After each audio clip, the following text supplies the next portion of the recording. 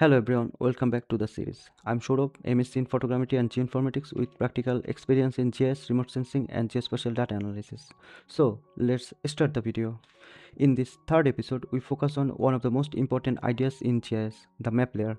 Almost every GIS map you use, whether in QGIS or in ArcGIS or in web application, is built by stacking layers. Each layer represents a specific theme such as roads, land use, elevation or satellite imagery.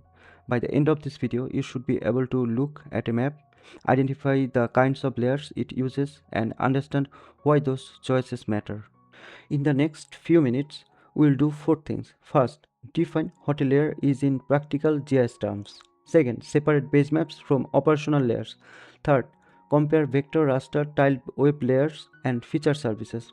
Fourth, show how order, symbology, transparency and scale visibility change what you want to show to your audiences. The goal is not to memorize product names, it is to build a mental model you can apply in any GIS software. Let's think of a GIS map as a transparent stack. A base map usually sits at the bottom to provide context. Above it, operational layers add the information you actually want to analyze or communicate. That could mean parcels over imagery, rivers over elevation, or live assets over a street base map. The order matters because top layer draw over lower ones. Good GIS practice also means grouping related layers, controlling visibility, and using transparency when you need the map to breathe. Vector layers represent discrete geographic objects with geography and attributes. In practice, that means points for schools or sensors, lines for roads or rivers, and polygons for districts or land parcels. Vector layers are excellent when you need editing, querying, labeling, or feature-based analysis. Common formats include GeoPackage, shapefile, geodatabase, feature classes, GeoJSON, and online feature layers.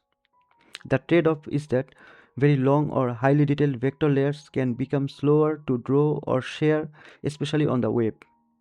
Raster layers store the world as a grid of cells, with each cell holding a value. That makes rasters ideal for continuous surfaces like elevation, temperature, rainfall, or multispectral satellite imagery. They also work well for scan maps and orthoimagery. Raster appearances is controlled through band rendering, color ramps, contrast, and resampling. In that perspective, high resolution rasters can be heavy, so pyramids or overviews are commonly built to improve display performance at a very smaller scales.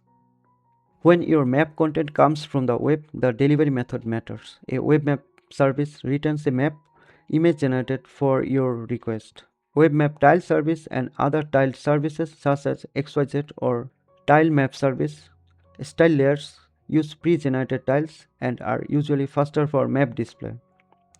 Feature services are different. They deliver features and attributes so the client can query, style, and often edit them. Therefore, if your priority is fast visualization of mostly static content, tiles are a strong choice. If users need to click, filter, query, or edit features, a feature service is usually the better fit. A layer is not just data, it is also how the data is presented. The same roads dataset can be symbolized with one line style, by road classes or by traffic volume. ArcGIS Pro documents single symbol, unique values, and graduated styles as common methods, and QGIS exposes similar controls through layer properties and styling panels. You can also set transparency so lower layers remain visible and define scale dependent visibility. For example, buildings appear only when you zoom in far enough for them to make visualization. Here is a decision shortcut I recommend. Use vector when you are mapping individual things.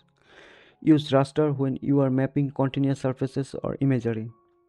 Use tiled web layers when speed and road sharing matter more than interactively. Use feature services when users need to click, query, filter, or edit features. If a web map must stay responsive at many scales, instead of drawing every raw feature live, consider vector tiles or cast tiles. The best layer choice matches both the data model and the delivery need. To wrap up, a map layer is a manageable representation of geographic data inside a map. Layers can reference vector features, rasters, or web services. Therefore, good GIS work depends on choosing the right data model, choosing an appropriate delivery method, ordering layers thoughtfully, and styling them clearly.